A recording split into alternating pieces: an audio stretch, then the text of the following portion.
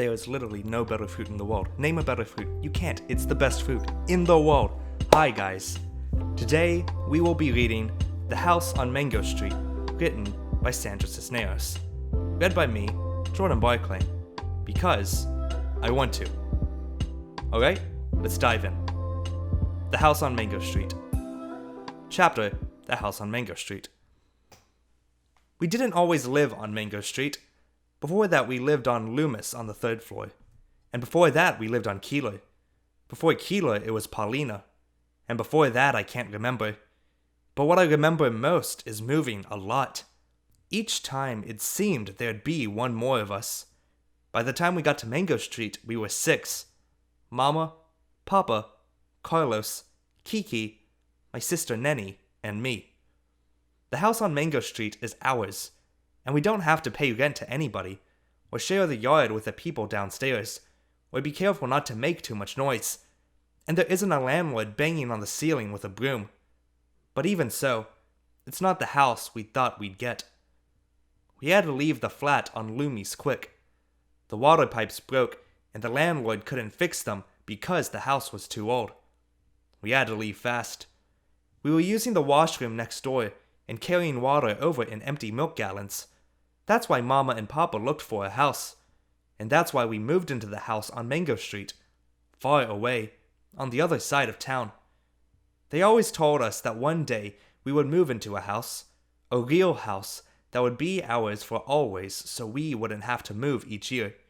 And our house would have running water and pipes that worked. And inside it would have real stairs.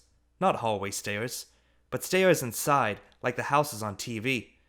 And we'd have a basement and at least 3 washrooms, so when we took a bath, we wouldn't have to tell everybody. Our house would be white with trees around it, a big yard and grass growing without a fence. This was the house Papa talked about when he held a lottery ticket, and this was the house Mama dreamed up in the stories she told us before we went to bed. But in the house on Mango Street is not the way they told it at all. It's small and red, with tight steps in front, and windows so small you'd think they were holding their breath. Bricks are crumbling in places, and the front door is so swollen you have to push hard to get in. There is no front yard, only 4 little elms the city planted by the curb. Out back is a small garage for the car we don't own yet, and a small yard that looks smaller between the 2 buildings on either side. There are stairs in our house, but they're ordinary hallway stairs, and the house has only 1 washroom. Everybody has to share a bedroom. Mama and Papa, Carlos and Kiki, me and Nenny. Once when we were living on Loomis, a nun from my school passed by and saw me playing out front. The laundromat downstairs had been boarded up because it had been robbed 2 days before, and the owner had painted on the wood, "Yes, we're open," so as not to lose business. "Where do you live?" she asked. "There," I said, pointing up to the 3rd floor. "You live there?" "There." I had to look where she pointed. The 3rd floor. The paint peeling. Wooden bars Papa had nailed on the windows so we wouldn't fall out. "You live there?" The way she said it made me feel like nothing. "There. I lived there." I nodded. I knew then I had to have a house. A real house. One I could point to. But this isn't it. The house on Mango Street isn't it. For the time being, Mama says. Temporary, says Papa. But I know how those things go. End of the chapter House on Mango Street. Hairs. Everybody in our family has different hair. My papa's hair is like a broom, all up in the air. And me, my hair is lazy. It never obeys barrettes or bands. Carlos's hair is thick and straight. He doesn't need to comb it. Nenny's hair is slippery, slides out of your hand. And Kiki, who is the youngest, has hair like fur. But my mother's hair, like little rosettes, like little candy circles all curly and pretty, because she pinned it in pin curls all day, sweet to pull your nose into when she is holding you and you feel safe. is the warm smell of bread before you bake it. Is the smell when she makes room for you on her side of the bed still warm with her skin. And you sleep near her. The rain outside falling and Papa snoring. The snoring. The rain. And Mama's hair that smells like bread. End of Hairs. Boys and girls. The boys and girls live in separate worlds. The boys in their universe, and we in ours. My brothers, for example. They've got plenty to say to me and Nenny inside the house.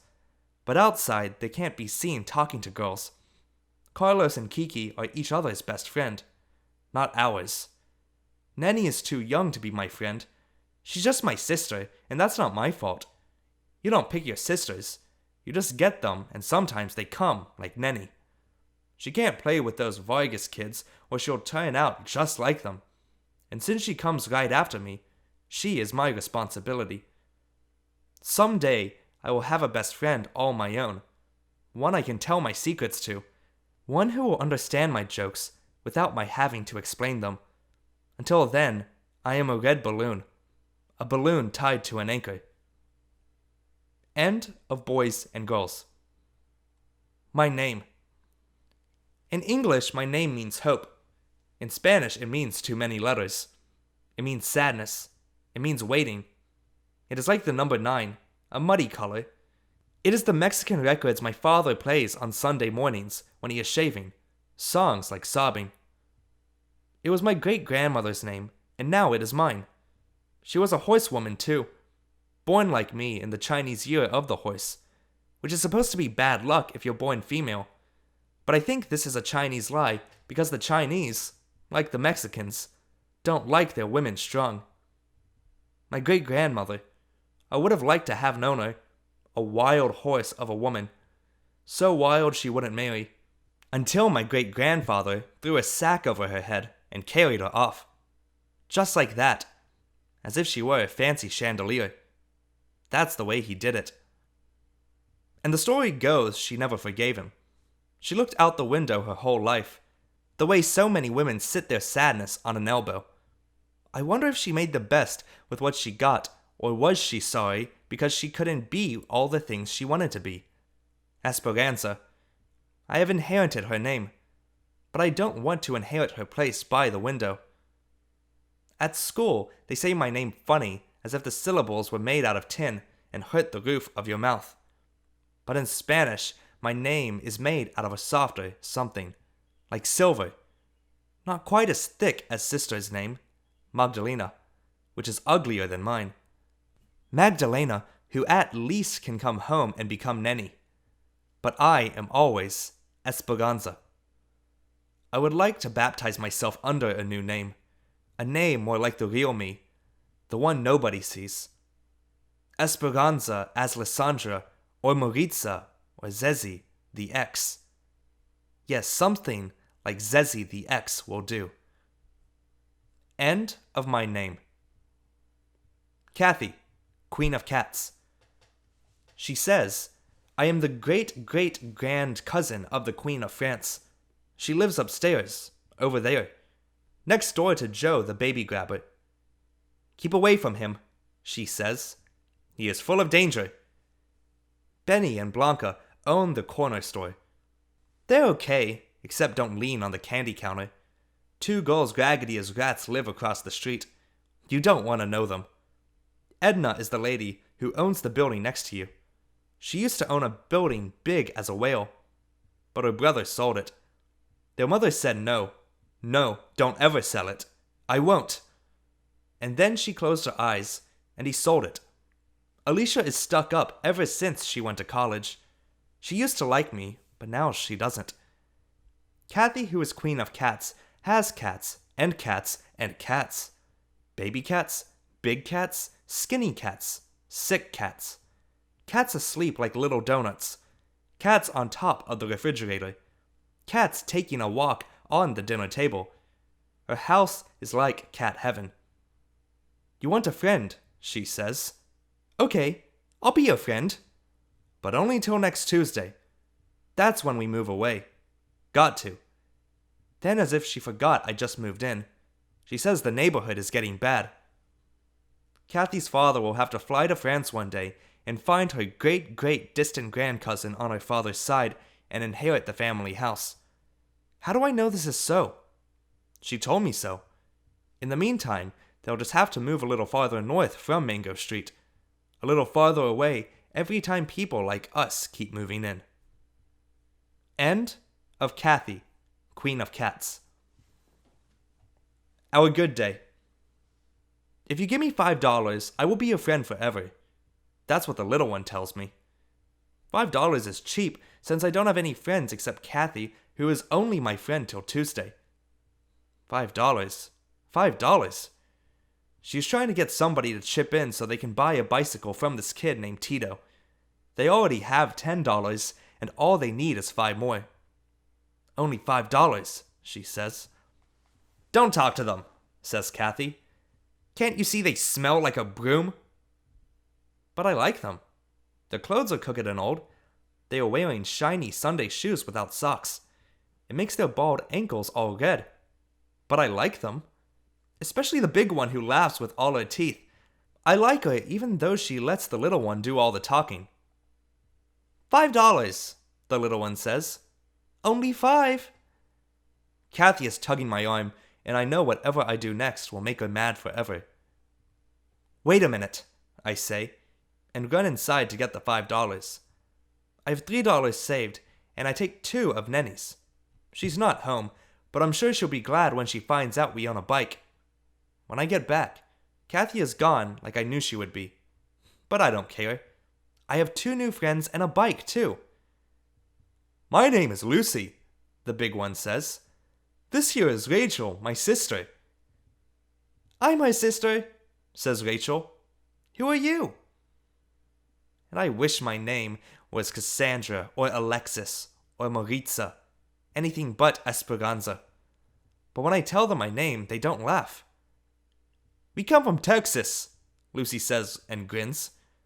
Her was born here, but me, I'm Texas. You mean she, I say. No, I'm from Texas. And doesn't get it. This bike is 3 ways ours, says Rachel, who is thinking ahead already. Mine today, Lucy's tomorrow, and yours day after. But everybody wants to ride it today because the bike is new, so we decide to take turns after tomorrow. Today it belongs to all of us. I don't tell them about Nenny just yet. It's too complicated.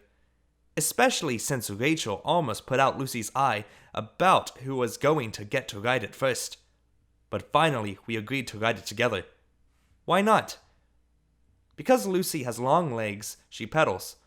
I sit on the back seat, and Rachel is skinny enough to get up on the handlebars, which makes the bike all wobbly as if the wheels are spaghetti.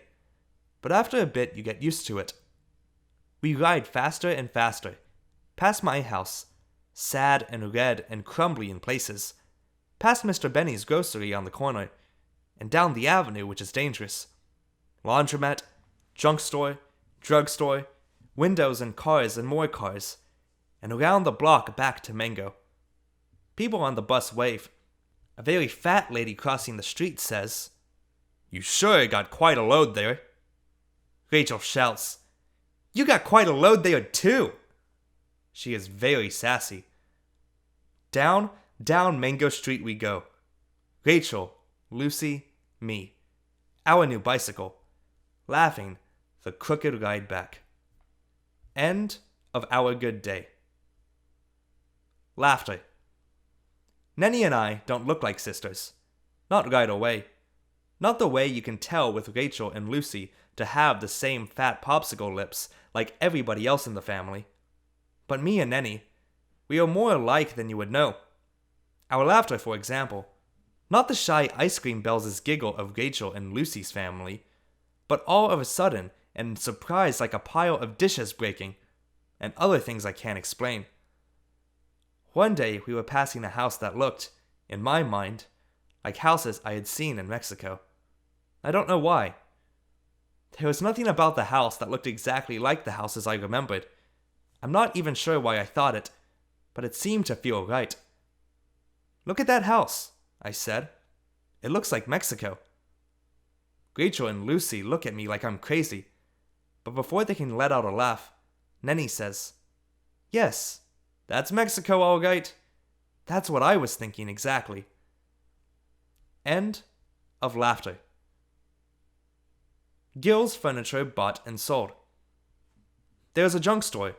An old man owns it. We bought a used refrigerator from him once, and Carla sold a box of magazines for $1. The store is small with just a dirty window for light. He doesn't turn the lights on unless you got money to buy things with. So in the dark, we look and see all kinds of things. Me and Nenny. Tables with their feet upside down, and rows of refrigerators with round corners and couches that spin dust in the air when you punch them, and 100 TVs that don't work probably. Everything is on top of everything, so the whole store has skinny aisles to walk through. You can get lost easy. The owner. He is a black man who doesn't talk much, and sometimes, if you didn't know better, you could be in there a long time before your eyes notice a pair of gold glasses floating in the dark. Nenny, who thinks she is smart and talks to any old man, asks lots of questions. Me, I never said nothing to him except once when I bought the Statue of Liberty for $10.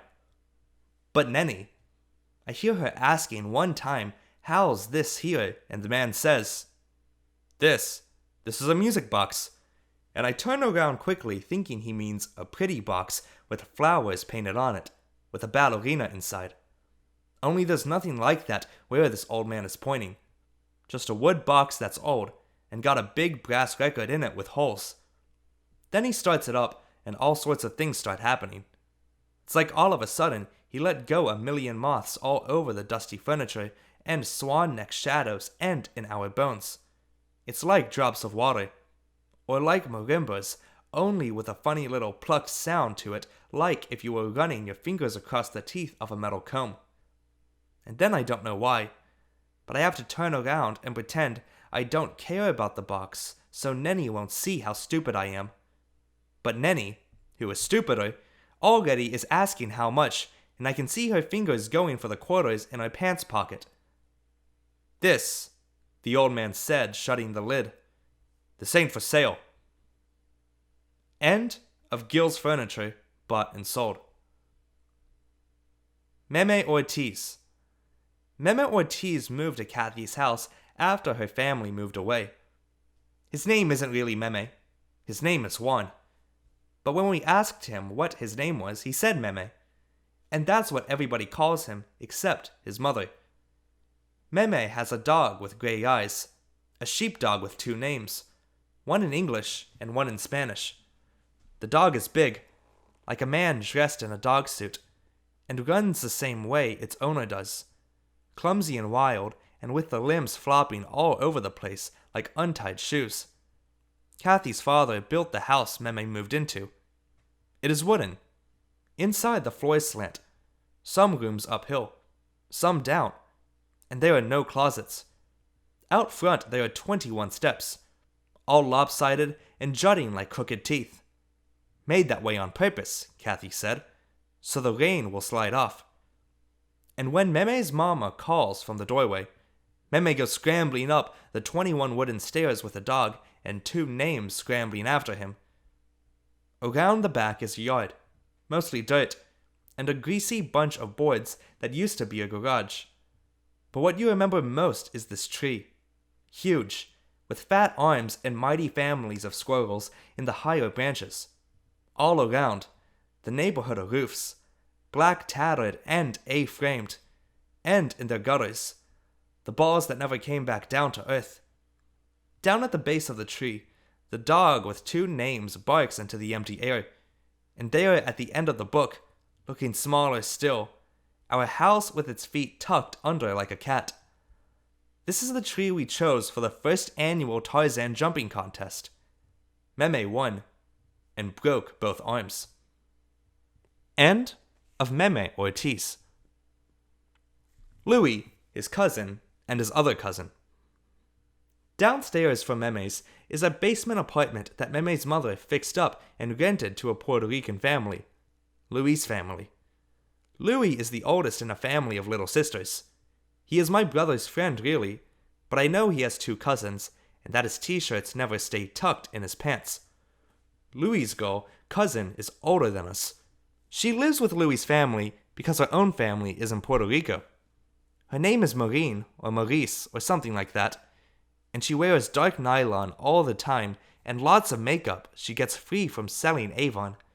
She can't come out, gotta babysit with Louie's sisters, but she stands in the doorway a lot, all the time singing, clicking her fingers, the same song. Apples, peaches, pumpkin pie. You're in love, and so am I.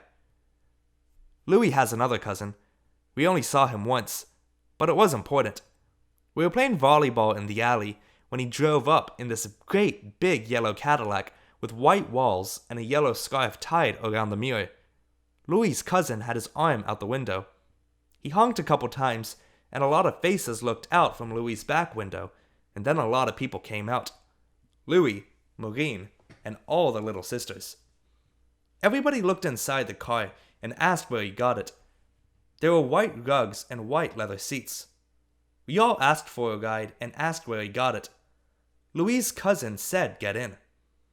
We each had to sit with one of Louie's little sisters on our lap, but that was okay. The seats were big and soft like a sofa, and there was a little white cat in the back window whose eyes lit up when the car stopped or turned. The windows didn't roll up like in ordinary cars. Instead, there was a button that did it for you automatically. We rode up the alley and around the block 6 times, but Louie's cousin said he was going to make us walk home if we didn't stop playing with the windows or touching the FM radio. The 7th time we drove into the alley, we heard sirens. A real quiet at first, but then louder. Louie's cousin stopped the car right where we were and said, "Everybody out of the car." Then he took off, flooring that car into a yellow blur. We hardly had time to think when a cop car pulled in the alley, going just as fast. We saw the yellow Cadillac at the end of the block trying to make a left-hand turn, but our alley is too skinny, and the car crashed into a lamppost. Maureen screamed, and we ran down the block to where the cop car's siren spun a dizzy blue. The nose of that yellow Cadillac was all pleated like an alligator's, and except for a bloody lip and a bruised forehead, Louie's cousin was okay. They put handcuffs on him and put him in the back seat of the cop car, and we all waved as they drove away. End of Louie, his cousin, and his other cousin. Maureen. Maureen's boyfriend is in Puerto Rico. She shows us his letters and makes us promise not to tell anybody they're getting married when she goes back to PR. She says he didn't get a job yet, but she's saving the money she gets from selling Avon and taking care of her cousins. Maureen says that if she stays here next year, she's going to get a job downtown because that's where the best jobs are. Since you always get to look beautiful and get to wear nice clothes and can meet someone in the subway who might marry you and take you to live in a big house far away. But next year, Louie's parents are going to send her back to her mother with a letter saying she's too much trouble. And that is too bad because I like Maureen. She is older and knows lots of things.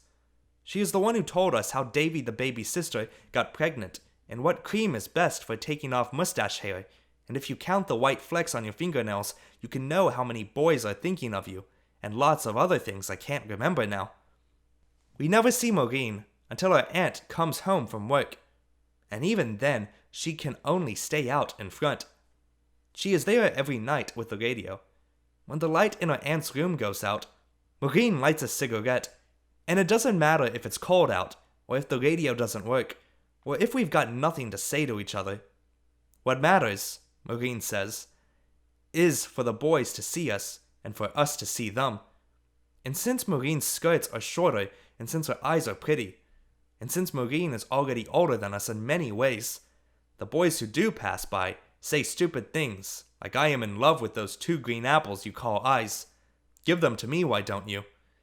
And Maureen just looks at them without even blinking, and is not afraid. Maureen, under the streetlight, dancing by herself, is singing the same song somewhere, I know, is waiting for a car to stop, a star to fall, someone to change her life.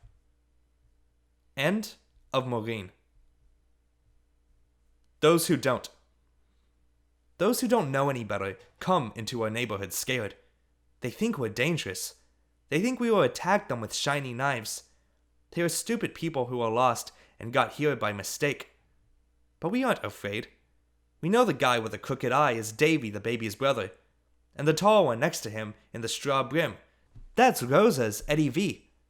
And the big one that looks like a dumb grown man, he's Fat Boy. Though he's not fat anymore, nor a boy. All brown around, we are safe. But watch us drive into a neighborhood of another's color, and our knees go shakety shake, and our car windows get rolled up tight, and our eyes look straight. Yeah, that is how it goes and goes. End of those who don't. There was an old woman. She had so many children she didn't know what to do. Rosa Vargas's kids are too many and too much. It's not her fault, you know. Except she is their mother, and only one against so many. They are bad against those Vargases. And how can they help it with only one mother who is tired all the time from buttoning and bottling and babying, and who cries every day for the man who left without even leaving $1 for bologna or a note explaining how come. The kids bend trees and bounce between cars and dangle upside down from knees and almost break like fancy museum vases you can't replace. They think it's funny. They are without respect for all things living, including themselves. But after a while you get tired of being worried about kids who aren't even yours. One day they are playing chicken on Mr. Benny's roof. Mr. Benny says, "Hey, ain't you kids no better than to be swinging up there? Come down, you come down right now." And then they just spit. See, that's what I mean. No wonder everybody gave up. Just stopped looking out when little Ephraim chipped his buck tooth on a parking meter and didn't even stop Refugia from getting her head stuck between two slats in the back gate, and nobody looked up, not once the day Angel Vargas learned to fly and dropped from the sky like a sugar donut, just like a falling star, and exploded down to earth without even a "oh." End of There was an old woman. She had so many children she didn't know what to do. Alicia, who sees mice. "Close your eyes and they'll go away," her father says. "Or you're just imagining. And anyway, a woman's place is sleeping so she can wake up early with the tortilla star. The one that appears early, just in time to rise and catch the hind legs behind the sink. Beneath the four-clawed tub. Under the swollen floorboards nobody fixes. In the corner of your eyes. Alicia, whose mama died, is sorry there is no one older to rise and make the lunchbox tortillas. Alicia, who inherited her mama's rolling pin and sleepiness, is young and smart and studies for the first time at the university. 2 trains and a bus, because she doesn't want to spend her whole life in a factory or behind a rolling pin. Is a good girl, my friend. Studies all night and sees the mice, the ones her father says do not exist. Is afraid of nothing except 4-legged fur. And fathers. End of Alicia, who sees mice. Darius and the clouds. You can never have too much sky. You can fall asleep and wake up drunk on sky. And sky can keep you safe when you are sad. Here there is so much sadness and not enough sky. Butterflies too few, and so are flowers and most things that are beautiful. Still, we take what we can get and make the best of it. Darius, who doesn't like school, who is sometimes stupid and mostly a fool, said something wise today, though most days he says nothing. Darius, who chases girls with firecrackers or a stick that touched a rat and think he's tough, today pointed up because the world was full of clouds, the kind like pillows. "You all see that cloud? That fat one there?" Darius said. "See that? Where?" "That one next to the one that looked like popcorn. That one there. See that?" "That's God," Darius said. "God?" somebody little asked. "God," he said, and made it simple. End of Darius and the Clouds. And some more. The Eskimos got 30 different names for snow. I say. I read it in a book. I got a cousin, Rachel says. She got 3 different names. There ain't 30 different kinds of snow, Lucy says. There are 2 kinds. The clean kind and the dirty kind. Clean and dirty. Only 2. There are a million zillion kinds, says Nenny. No 2 exactly alike. Only how do you remember which one is which? She got 3 last names and, let me see, 2 first names. One in English and one in Spanish. And the clouds got at least 10 different names, I say. Names for clouds? Nenny asks. Names just like you and me? That up there, that's cumulus. And everybody looks up. Cumulus are cute, Rachel says. She would say something like that. What's that one there? Nenny asks, pointing a finger. That's cumulus too. They're all cumulus today. Cumulus, cumulus, cumulus. No, she says. That there is Nancy, otherwise known as Pig Eye. And over there her cousin Mildred, and little Joey, Marco, Nareda, and Sue. There are all different kinds of clouds. How many different kinds of clouds can you think of? Well, there's already that look like shaving cream. And what about the kind that looks like you combed its hair? Yes, those are clouds too. Phyllis, Ted, Alfredo, and Julie? There are clouds that look like big fields of sheep, Rachel says. Them are my favorite. And don't forget Nimbus the rain cloud, I add. That's something. Jose and Dagoberto, Alicia, Raul, Edna, Alma, and Ricky. There's that wide puffy cloud that looks like your face when you wake up after falling asleep with all your clothes on. Reynaldo, Angelo, Albert, Armando, Mario. Not my face. Looks like your fat face. Rita, Margie, Ernie. Whose fat face? Esperanza's fat face. That's who. Looks like Esperanza's ugly face when she comes to school in the morning. Anita, Stella, Denise, and Lolo. Who are you calling ugly, ugly? Richie, Yolanda, Hector, Stevie, Vincent. Not you. Your mama. That's who. My mama? You better not be saying that, Lucy Guerrero. You better not be talking like that, else you can say goodbye to being my friend forever. I'm saying your mama's ugly like, this bare feet in September. That does it. Both of yous better get out of my yard before I call my brothers. Oh, we're only playing. I can think of 30 Eskimo words for you, Rachel. 30 words that say what you are. Oh yeah? Well, I can think of some more. Uh-oh, Nenny. Better get the broom. Too much trash in our yard today. Frankie, Licha, Maria, Pee-wee. Nenny, you better tell your sister she is really crazy because Lucy and me are never coming back here again. Forever. Reggie, Elizabeth, Lisa, Louie. You can do what you want to do, Nenny, but you better not talk to Lucy or Rachel if you want to be my sister. You know what you are, Esperanza? You're like the cream of wheat cereal. You're like the lumps. Yeah, and you're foot fleas. That's you. Chicken lips. Rosemary. Dahlia. Lily. Cockroach jelly. Yin. Geranium. And Joe. Cold frijoles. Mimi. Michael. Mo. Your mama's frijoles. Your ugly's mama's toes. That's stupid. Bebe. Blanca. Benny. Who's stupid? Rachel. Lucy. Esperanza. And Nenny. End of End Some More. The family of little feet. There was a family. All were little.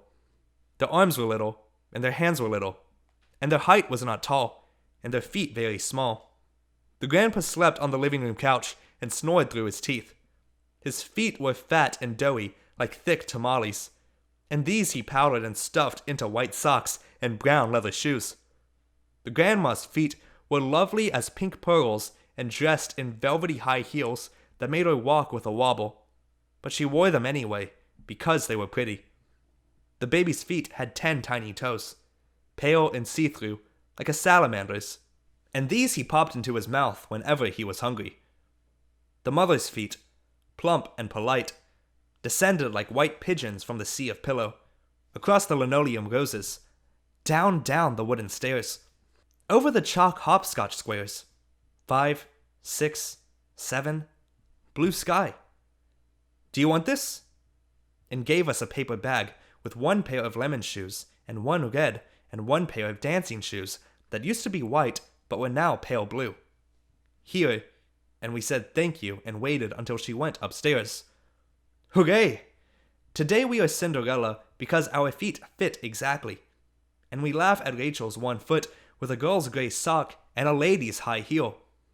Do you like these shoes? But the truth is, it is scary to look down at your foot that is no longer yours and see attached a long, long leg. Everybody wants to trade. The lemon shoes for the red shoes. The red for the pair that were once white but are now pale blue. The pale blue for the lemon. And take them off and put them back on and keep on like this a long time until we are tired. Then Lucy screams to take our socks off, and yes, it's true. We have legs. Skinny and spotted with satin scars where scabs were picked. But legs. All our own. Good to look at. And long. It's Rachel who learns to walk the best, all strutted in those magic high heels. She teaches us to cross and uncross our legs, and to run like a double Dutch rope, and how to walk down to the corner so that the shoes talk back to you with every step. Lucy, Rachel, me teetotaling like so. Down to the corner where the men can't take their eyes off us. We must be Christmas. Mr. Benny at the corner grocery puts down his important cigar. Your mother know you got shoes like that? Who give you those? Nobody. Them are dangerous, he says. You girls are too young to be wearing shoes like that. Take them shoes off before I call the cops. But we just run. On the avenue, a boy on a homemade bicycle calls out, Ladies, lead me to heaven. But there was nobody around but us. Do you like these shoes? Rachel says yes, and Lucy says yes, and yes, I say. These are the best shoes. We will never go back to wearing the other kind again. Do you like these shoes? In front of the laundromat, 6 girls with the same fat face pretend we are invisible. They are the cousins, Lucy says, and always jealous. We just kept strutting. Across the street in front of the tavern, a bum man on the stoop. Do you like these shoes? Bum man says, Yes, little girl. Your little lemon shoes are so beautiful. But come closer. I can't see very well. Come closer, please. You're a pretty girl, Bum man continues. What's your name, pretty girl? And Rachel says Rachel, just like that.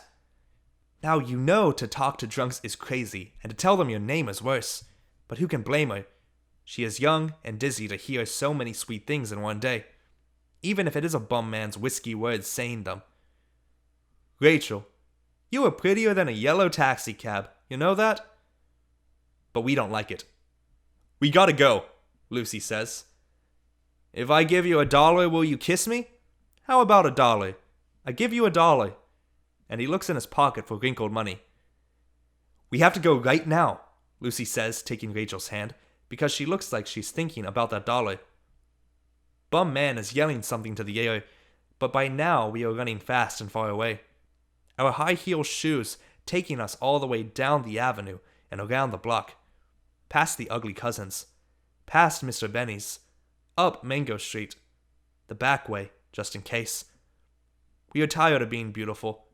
Lucy hides the lemon shoes and the red shoes and the shoes that used to be white, but are now pale blue under a powerful bushel basket on the back porch, until one Tuesday her mother, who is very clean, throws them away.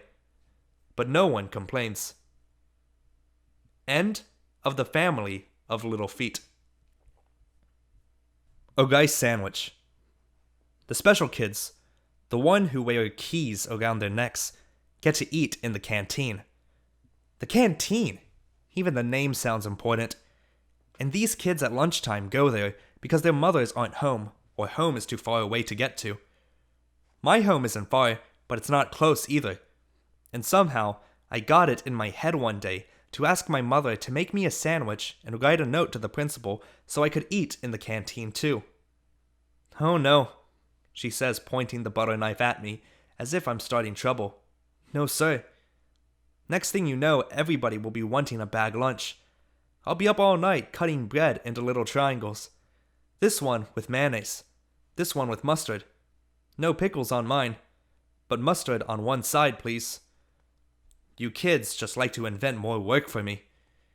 But Nenny says she doesn't want to eat at school. Ever. Because she likes to go home with her best friend Gloria, who lives across the schoolyard. Gloria's mama has a big color TV, and all they do is watch cartoons. Kiki and Carlos, on the other hand, are patrol boys. They don't want to eat at school either. They like to stand out in the cold, especially if it's raining. They think suffering is good for you ever since they saw that movie, 300 Spartans. I'm no Spartan, and I hold up an anemic wrist to prove it. I can't even blow up a balloon without getting dizzy. And besides, I know how to make my own lunch. If I ate at school, there'd be less dishes to wash. You would see me less and less and like me better. Every day at noon, my chair would be empty. "Where's my favorite daughter?" you would cry. And when I came home finally at 3 p.m., you would appreciate it. Okay, my mother says after 3 days of this. And the following morning, I get to go to school with my mother's letter and a rice sandwich because we don't have lunch meat. Mondays or Fridays, it doesn't matter. Mornings always go by slow, and this day especially. But lunchtime came finally, and I got to get in line with the stay-at-school kids. Everything is fine until the nun who knows all the canteen kids by heart looks at me and says, "You? Who sent you here?" And since I am shy, I don't say anything, just hold out my hand with the letter. "This is no good," she says, till Sister Superior gives the okay. "Go upstairs and see her." And so I went. I had to wait for 2 kids in front of me to get hollered at. One because he did something in class, the other because he didn't. My turn came, and I stood in front of the big desk with holy pictures under the glass while the Sister Superiors read my letter. It went like this. "Dear Sister Superior, please let Esperanza eat in the lunchroom because she lives too far away and she gets tired. As you can see, she is very skinny. I hope to God she does not faint. Thank you, Mrs. E. Cordero." "You don't live far," she says. "You live across the boulevard. That's only 4 blocks. Not even. 3, maybe. 3 long blocks away from here? I bet I can see your house from my window." "Which one?" "Come here. Which one is your house?" And then she made me stand up on a box of books and point. "That one?" she said, pointing to a row of ugly 3-flats, the ones even the raggedy men are ashamed to go into. "Yes." I nodded even though I knew that wasn't my house and started to cry. I always cry when nuns yell at me, even if they're not yelling. Then she was sorry and said that I could stay. Just for the day. Not tomorrow or the day after. You go home. And I said yes, and could I please have a Kleenex? I had to blow my nose. In the canteen, which was nothing special, lots of boys and girls watched while I cried and ate my sandwich. The bread already greasy, and the rice cold. End of a rice sandwich. Chanclas. "It's me, Mama," Mama said. I open up and she's there with bags and big boxes. The new clothes and... yes, she's got the socks and a new slip with a little rose on it and a pink and white striped dress. What about shoes? I forgot. Too late now. I'm tired. Whew. 6:30 already, and my little cousin's baptism is over. All day waiting, the door locked. Don't open up for nobody. And I don't till Mama gets back and buys everything except the shoes. Now Uncle Nacho is coming in his car, and we have to hurry to get to Precious Blood Church quick, because that's where the baptism party is. In the basement rented for the day, for dancing and tamales, and everyone's kid running all over the place. Mama dances, laughs, dances. All of a sudden, Mama is sick. I fan her hot face with a paper plate. Too many tamales. But Uncle Nacho says too many this and tilts his thumb to his lips. Everybody laughing except me. Because I'm wearing the new dress, pink and white with stripes, and new underclothes, and new socks, and the old saddle shoes I wear to school, brown and white. The kind I get every September because they last long, and they do. My feet scuffed and round, and the heels all crooked that look dumb with this dress. So I just sit. Meanwhile, that boy who is my cousin by first communion or something asks me to dance, and I can't. Just stuff my feet under the metal folding chair, stamped precious blood, and pick on a wad of brown gum that's struck beneath the seat. I shake my head no, my feet growing bigger and bigger. Then Uncle Nacho is pulling and pulling my arm, and it doesn't matter how new the dress Mama bought is, because my feet are ugly, until my uncle, who is a liar, says, "You are the prettiest girl here. You will dance." But I believe him. And yes, we are dancing. My Uncle Nacho and me. Only I don't want to at first. My feet swell big and heavy like plungers, but I drag them across the linoleum floor, straight center where Uncle wants to show off the new dance we learned. And Uncle spins me, with my skinny arms bend the way he taught me. And my mother watches, and my little cousins watch, and the boy who is my cousin by first communion watches. And everyone says, "Wow, who are those two who dance like in the movies?" Until I forget that I am wearing only ordinary shoes, brown and white, the kind my mother buys each year for school. And all I hear is the clapping when the music stops. My uncle and me bow, and he walks me back in my thick shoes to my mother, who is proud to be my mother. All night the boy, who is a man, watches me dance. He watched me dance. End of Chanclas. Hips. I like coffee. I like tea. I like the boys, and the boys like me. Yes, no, maybe so. Yes, no, maybe so. One day you wake up and they are there, ready and waiting like a new Buick with the keys in the ignition. Ready to take you where? "They're good for holding a baby when you're cooking," Rachel says, turning the jump rope a little quicker. She has no imagination. "You need them to dance," says Lucy. "If you don't get them, you may turn into a man." Nenny says this, and she believes it. She is this way because of her age. "That's right," I add before Lucy or Rachel can make fun of her. "She is stupid, all right, but she is my sister." But most important, hips are scientific. I say, repeating what Alicia already told me. It's the bones that let you know which skeleton was a man's when it was a man, and which a woman's. They bloom like roses. I continue because it's obvious I'm the only one who can speak with any authority. I have science on my side. The bones just one day open, just like that. One day you might decide to have kids. And then where are you going to put them? Gotta have room.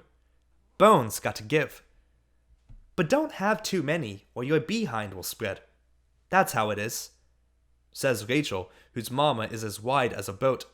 And we just laugh. What I'm saying is, who here is ready? You gotta be able to know what to do with hips when you get them. I say, making it up as I go. You gotta know how to walk with hips. Practice, you know? Like if half of you wanted to go one way and the other half the other. That's to lullaby it, Nenny said. That's to rock the baby asleep inside you. And then she begins singing seashells, copper bells, Evie, Ivy, over. I'm about to tell her that's the dumbest thing I've ever heard. But the more I think about it, you gotta get the rhythm. And Lucy begins to dance. She has the idea, though she's having trouble keeping her end of the double dutch steady. It's gotta be just so, I say. Not too fast and not too slow. Not too fast and not too slow. We slow the double circles down to a certain speed so Rachel, who has jumped in, can practice shaking it. I want to shake like Hoochie Coochie, Lucy says. She is crazy. I want to move like Heebie Jeebie, I say, picking up on the cue. I want to be Tahiti, or Merengue, or electricity, or Tembleque. Yes, Tembleque. That's a good one. And then it's Rachel who starts it. Skip, skip, snake in your hips, wiggle around, and break your lip. Lucy waits a minute before her turn. She is thinking. Then she begins. The waitress with the big fat hips, who pay the rent with taxi tips, says nobody in town will kiss her on the lips. Because she looks like Christopher Columbus. Yes, no, maybe so. Yes, no, maybe so. She misses on maybe so. I take a little while before my turn. Take a breath and dive in. Some are skinny like chicken lips. Some are baggy and soggy band-aids. After you get out of the bathtub, I don't care what kind I get, just as long as I get hips. Everybody getting into it now except Nenny, who is still humming. Not a girl, not a boy, just a little baby. She likes that. When the two arcs open wide, like jaws, Nenny jumps in across from me. The rope tick-ticking. The little gold earrings our mama gave her for her first Holy Communion bouncing. She is the color of a bar of naphtha laundry soap. She is like the little brown piece that left at the end of the wash. The hard little bone. My sister. Her mouth opens, and she begins. My mother and your mother were washing clothes. My mother punched your mother right in the nose. What color blood came out? Not that old song, I say. You gotta use your own song. Make it up, you know. But she doesn't get it or won't. It's hard to say which. The rope turning, turning, turning. Engine number 9, running down Chicago line. If the train runs off the track, do you want your money back? Do you want your money back? Yes, no, maybe so. Yes, no, maybe so. I can tell Lucy and Rachel are disgusted, but they don't say anything because she's my sister. Yes, no, maybe so. Yes, no, maybe so. Nenny, I say. But she doesn't hear me. She is too many light years away. She is in a world we don't belong to anymore. Nenny. Going. Going. Y-E-S spells yes and out you go. End of hips. The first job. It wasn't as if I didn't want to work. I did. I had even gone to the Social Security office the month before to get my Social Security number. I needed money. The Catholic high school cost a lot, and Papa said nobody went to public school unless you wanted to turn out bad. I thought I'd find an easy job, the kind other kids had, working in the dime store or maybe a hot dog stand. And though I hadn't started looking yet, I thought I might the week after next. But when I came home that afternoon, all wet because Tito had pushed me into the open water hydrant, only I had sorta let him. Mama called me in the kitchen before I could even go and change. And Aunt Lala was sitting there drinking a coffee with a spoon. Aunt Lala said she had found a job for me at the Peter Pan Photo Finishers on North Broadway, where she worked. And how old was I? And to show up to Margot saying I was 1 year older. And that was that. So the next morning, I put on the navy blue dress that made me look older and borrowed my money for lunch and the bus fare because Aunt Lala said I wouldn't get paid till the next Friday. And I went in and saw the boss of Peter Pan Photo Finishers on North Broadway while Aunt Lala worked and lied about my age like she told me to, and sure enough, I started that same day. In my job, I had to wear white gloves. I was supposed to match negatives with their prints. Just look at the picture and look for the same one on the negative strip. Put it in the envelope and do the next one. That's all. I didn't know where these envelopes were coming from or where they were going. I just did what I was told. It was real easy, and I guess I wouldn't have minded it except that you got tired after a while, and I didn't know if I could sit down or not. And then I started sitting down only when the two ladies next to me did. After a while, they started to laugh and came up to me and said I could sit when I wanted to. And I said I knew. When lunchtime came, I was scared to eat alone in the company lunchroom with all those men and ladies looking. So I ate real fast standing in one of the washroom stalls and had lots of time left over. So I went back to work early. But then break time came, and not knowing where else to go, I went into the courtroom because there was a bench there. I guess it was the time for the night shift or middle shift to arrive because a few people came in and punched the time clock. And an older Oriental man said hello, and we talked for a while about my just starting. And he said we could be friends and next time to go into the lunchroom and sit with him. And I feel better. He had nice eyes and I didn't feel so nervous anymore. Then he asked if I knew what day it was. And when I said I didn't, he said it was his birthday and would I please give him a birthday kiss. I thought I would because he was so old, and just as I was about to put my lips on his cheek, he grabs my face with both hands and kisses me hard on the mouth and doesn't let go. End of the first job. Papa who wakes up tired in the dark. Your abuelito is dead, Papa says early one morning in my room. Está muerto.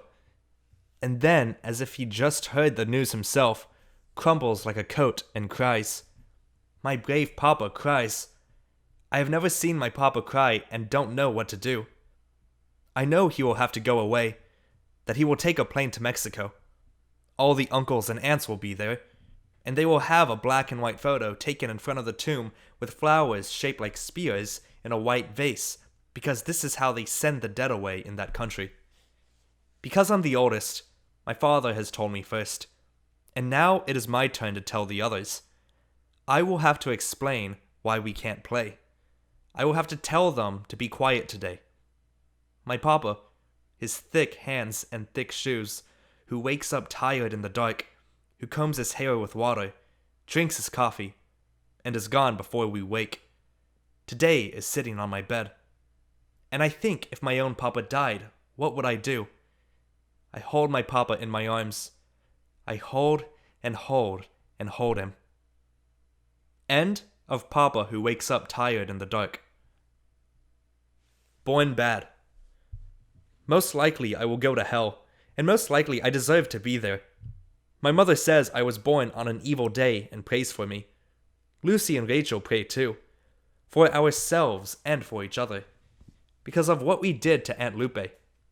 Her name was Guadalupe, and she was pretty like my mother. Dark, good to look at, in her Joan Crawford dress and swimming legs. Aunt Lupe of the photographs. But I knew her sick from the disease that would not go. Her legs bunched under the yellow sheets, the bones gone limp as worms, the yellow pillow, the yellow smell, the bottles and spoons, her head thrown back like a thirsty lady. My aunt, the swimmer. Hard to imagine her legs once strong, the bones hard and parting water, clean sharp strokes, not bent and wrinkled like a baby, not drowning under the sticky yellow light, second floor rear apartment, the naked light bulb, the high ceilings, the light bulb always burning. I don't know who decides who deserves to go bad. There was no evil in her birth, no wicked curse. One day I believe she was swimming, and the next day she was sick. It might have been the day that gray photograph was taken. It might have been the day she was holding Cousin Tachi and baby Frank. It might have been the moment she pointed to the camera for the kids to look and they wouldn't. Maybe the sky didn't look the day she fell down. Maybe God was busy. It could be true she didn't dive right one day and hurt her spine. Or maybe the story that she fell very hard from a high step stool, like Tachi said, is true. But I think diseases have no eyes. They pick with a dizzy finger anyone, just anyone. Like my aunt who happened to be walking down the street one day in a Joan Crawford dress, in her funny felt hat with the black feather. Cousin Tachi in one hand, baby Frank in the other. Sometimes you get used to the sick, and sometimes the sickness, if it is there too long, gets to seem normal. This is how it was with her, and maybe this is why we chose her. It was a game, that's all. It was the game we played every afternoon ever since that day one of us invented it. I can't remember who. I think it was me. You had to pick somebody. You had to think of someone everybody knew. Someone you could imitate and everyone else would have to guess who it was. It started out with famous people. Wonder Woman, the Beatles, Marilyn Monroe. But then somebody thought it'd be better if we changed the game a little. If we pretended we were Miss Benny, or his wife Blanca, or Ruthie, or anybody we knew. I don't know why we picked her. Maybe we were bored that day. Maybe we got tired. We liked my aunt. She listened to our stories. She always asked us to come back. Lucy, me, Rachel. I hated to go there alone. The 6 blocks to the dark apartment. 2nd floor rear building where sunlight never came. And what did it matter? My aunt was blind by then. She never saw the dirty dishes in the sink. She couldn't see the ceilings dusty with flies, the ugly maroon walls, the bottle and sticky spoons. I can't forget the smell. Like sticky capsules filled with jelly. My aunt, a little oyster, a little piece of meat on an open shell for us to look at. Hello. Hello. As if she had fallen into a well. I took my library books to her house. I read her stories. I liked the book, The Water Babies. She liked it too. I never knew how sick she was until the day I tried to show her one of the pictures in the book. A beautiful color picture of the water babies swimming in the sea. I held the book up to her face. "I can't see it," she said. "I'm blind." And then I was ashamed. She listened to every book, every poem I read her. One day I read her one of my own. I came very close. I whispered into the pillow. "I want to be like the waves on the sea, like the clouds in the wind, but I'm me. One day I'll jump out of my skin. I'll shake the sky like 100 violins." "That's nice. That's very good," she said in a tired voice. "You just remember to keep writing, Esperanza. You must keep writing. It will keep you free." And I said yes, but at that time, I didn't know what she meant. The day we played the game, we didn't know she was going to die. We pretended with our heads thrown back, our arms limp and useless, dangling like the dead. We laughed the way she did. We talked the way she talked, the way blind people talk without moving their head. We imitated the way you had to lift her head a little so she could drink water. She sucked it up slow out of a green tin cup. The water was warm and tasted like metal. Lucy laughed. Rachel, too. We took turns being her. We screamed in the weak voice of a parrot for Tachi to come and wash those dishes. It was easy. We didn't know. She had been dying for such a long time. We forgot. Maybe she was ashamed. Maybe she was embarrassed it took so many years. The kids who wanted to be kids instead of washing dishes and ironing their papa's shirts, and the husband who wanted a wife again. And then she died. My aunt who listened to my poems. And then we began to dream the dreams. End of Born Bad. Elenita, cards, palm, water. Elenita, witch woman, wipes the table with a rag because Ernie, who is feeding the baby, spilled Kool-Aid. She says, "Take that crazy baby out of here and drink your Kool-Aid in the living room. Can't you see I'm busy?" Ernie takes the baby into the living room where Bugs Bunny is on TV. "Good lucky you didn't come yesterday," she says. "The planets were all mixed up yesterday." Her TV is color and big, and all of her pretty furniture made out of red fur like the teddy bears they give away in carnivals. She has them covered with plastic. I think this is on account of the baby. "Yes, it's a good thing," I say. But we stay in the kitchen because this is where she works. The top of the refrigerator busy with holy candles. Some lit, some not. Red and green and blue. A plaster saint and a dusty Palm Sunday cross. And a picture of the voodoo hand taped to the wall. "Get the water," she says. I go to the sink and pick the only clean glass there. A beer mug that says the beer that made Milwaukee famous. And fill it up with hot water from the tap. Then put the glass of water on the center of the table. The way she taught me. Look in it. Do you see anything? But all I see are bubbles. You see anybody's face? Nope, just bubbles, I say. That's okay. And she makes the sign of the cross over the water 3 times and then begins to cut the cards. They're not like ordinary playing cards, these cards. They're strange, with blonde men on horses and crazy baseball bats with thorns, golden goblets, sad-looking women dressed in old-fashioned dresses, and roses that cry. There was a good Bugs Bunny cartoon on TV, I know. I saw it before and recognized the music and wish I could go sit on the plastic couch with Ernie and the baby. But now my fortune begins. My whole life on that kitchen table. Past, present, future. Then she takes my hand and looks into my palm. Closes it. Closes her eyes, too. Do you feel it? Feel the cold? Yes. I lie, but only a little. Good, she says. Los Espiritus are here. And begins. This card, the one with the dark man on a dark horse. This means jealousy. And this one, sorrow. Here a pillar of bees. And this a mattress of luxury. You will go to a wedding soon. And did you lose an anchor of arms? Yes, an anchor of arms. It's clear that's what that means. What about a house? I say. Because that's what I came for. Ah, yes, a home in the heart. I see a home in the heart. Is that it? That's what I see, she says, then gets up because the kids are fighting. Elenita gets up to hit and then hug them. She really does love them. Only sometimes they are rude. She comes back and can tell I'm disappointed. She's a witch woman and knows many things. If you got a headache, rub a cold egg across your face. Need to forget an old romance? Take a chicken's foot, tie it with red string, spin it over your head 3 times, then burn it.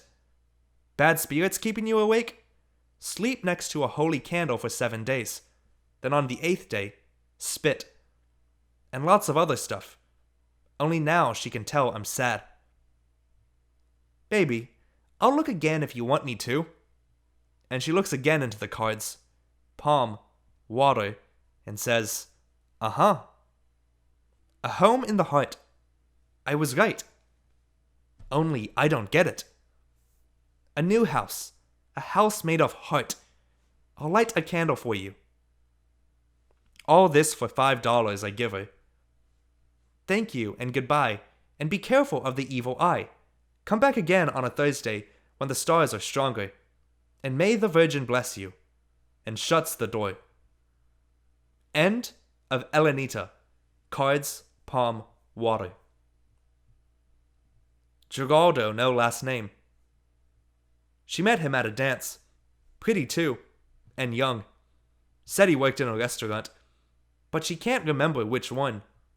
Giraldo, that's all. Green pants and Saturday shirt. Giraldo, that's what he told her. And how was she to know she'd be the last one to see him alive? An accident, don't you know? Hit and run. Maureen, she goes to all those dances. Uptown, Logan, Embassy, Palmer, Aragon, Fontana, the Manor. She likes to dance. She knows how to do cumbias and salsas and rancheras even. And he was just someone she danced with. Somebody she met that night. That's right. That's the story.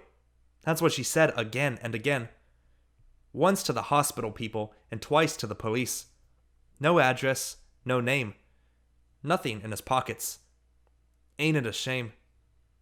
Only Maureen can't explain why it mattered. The hours and hours. For somebody she didn't even know. The hospital emergency room. Nobody but an intern working all alone. And maybe if the surgeon would have come. Maybe if he hadn't lost so much blood. If the surgeon had only come. They would know who to notify and where. But what difference does it make? He wasn't anything to her. He wasn't her boyfriend or anything like that. Just another brazier who didn't speak English. Just another wetback. You know the kind. The ones who always look ashamed. And what was she doing out at 3 a.m. anyway? Maureen, who was sent home with her coat and some aspirin. How does she explain? She met him at a dance. Geraldo in his shiny shirt and green pants. Geraldo going to a dance. What does it matter? They never saw the kitchenettes. They never knew about the 2-room flats and sleeping rooms he rented. The weekly money orders sent home. The currency exchange. How could they? His name was Geraldo, and his home is in another country. The ones he left behind are far away, will wander, shrug, remember. Geraldo, he went north. We never heard from him again. End of Geraldo, no last name. Edna's Ruthie. Ruthie, tall skinny lady with red lipstick and blue babushka, one blue sock and one green because she forgot, is the only grown-up we know who likes to play. She takes her dog Bobo for a walk and laughs all by herself. That Ruthie. She doesn't need anybody to laugh with. She just laughs. She is Edna's daughter, the lady who owns the big building next door. 3 apartments front and back. Every week Edna is screaming at somebody, and every week somebody has to move away. Once she threw out a pregnant lady just because she owned a duck, and it was a nice duck too. But Ruthie lives here, and Edna can't throw her out because Ruthie is her daughter. Ruthie came one day, it seemed, out of nowhere. Angel Vargas was trying to teach us how to whistle. Then we heard someone whistling, beautiful like the Emperor's nightingale, and when we turned around, there was Ruthie. Sometimes we go shopping and take her with us, but she never comes inside the stores, and if she does, she keeps looking around her like a wild animal in a house for the first time. She likes candy. When we go to Mr. Benny's grocery, she gives us money to buy her some. She says, make sure it's the soft kind because her teeth hurt. Then she promises to see the dentist next week. But when next week comes, she doesn't go. Ruthie sees lovely things everywhere. I might be telling her a joke and she'll stop and say, "The moon is beautiful like a balloon." Or somebody might be singing and she'll point to a few clouds. "Look, Marlon Brando." Or a sphinx winking. Or my left shoe. Once some friends of Edna's came to visit and asked Ruthie if she wanted to go with them to play bingo. The car motor was running, and Ruthie stood on the steps wondering whether to go. "Should I go, Ma?" she asked the gray shadow behind the second-floor screen. "I don't care," says the screen. "Go if you want." Ruthie looked at the ground. "What do you think, Ma?" "Do what you want. How should I know?" Ruthie looked at the ground some more. The car with the motor running waited 15 minutes, and then they left. When we brought out the deck of cards that night, we let Ruthie deal. There were many things Ruthie could have been if she wanted to. Not only is she a good whistler, but she can sing and dance too. She had lots of job offers when she was young, but she never took them. She got married instead and moved away to a pretty house outside the city. Only thing I can't understand is why Ruthie is living on Mango Street if she doesn't have to. Why is she sleeping on a couch in her mother's living room when she has a real house all her own? But she says she's just visiting, and next weekend her husband's going to take her home. But the weekends come and go, and Ruthie stays. No matter, we are glad because she is our friend. I like showing Ruthie the books I take out of the library. Books are wonderful, Ruthie says. And then she runs her hand over them, and she could read them in Braille. They're wonderful, wonderful. But I can't read anymore. I get headaches. I need to go to the eye doctor next week. I used to write children's books once, did I tell you? One day I memorized all of The Walrus and the Carpenter because I wanted Ruthie to hear me. The sun was shining on the sea, shining with all his might. Ruthie looked at the sky, and her eyes got watery at times. Finally, I came to the last lines. But answer came there none, and this was scarcely odd, because they'd eaten every one. She took a long time looking at me before she opened her mouth, and then she said, "You have the most beautiful teeth I have ever seen," and went inside. End of Edna's Ruthie. The Earl of Tennessee. Earl lives next door in Edna's basement. Behind the flower boxes, Edna paints green each year. Behind the dusty geraniums. We used to sit on the flower boxes until the day Tito saw a cockroach with a spot of green paint on its head. Now we sit on the steps that swing around the basement apartment where Earl lives. Earl works nights. His blinds are always closed during the day. Sometimes he comes out and tells us to keep quiet. The little wooden door that has wedged shut the dark for so long opens with a sigh and lets out a breath of mold and dampness, like books that have been left out in the rain. This is the only time we see Earl, except for when he comes and goes to work. He has 2 little black dogs that go everywhere with him. They don't walk like ordinary dogs, but leap and somersault like an apostrophe and comma. At night, Nenny and I can hear when Earl comes home from work. First the click and whine of the car door opening, then the scrape of the concrete, the excited tinkling of dog tags, followed by the jingling of keys, and finally the moan of the wooden door as it opens and lets loose its sigh of dampness. Earl is a jukebox repairman. He learned his trade in the South, he says. He speaks with a southern accent, smokes fat cigars and wears a felt hat. Winter or summer, hot or cold, don't matter. A felt hat. In his apartment are boxes and boxes of 45 records, moldy and damp like the smell that comes out of his apartment whenever he opens the door. He gives the records away to us, all except the country and western. The word is that Earl is married and has a wife somewhere. Edna says she saw her once when Earl brought her to the apartment. Mama says she is a skinny thing, blonde and pale like salamanders that have never seen the sun. But I saw her once too, and she's not that way at all.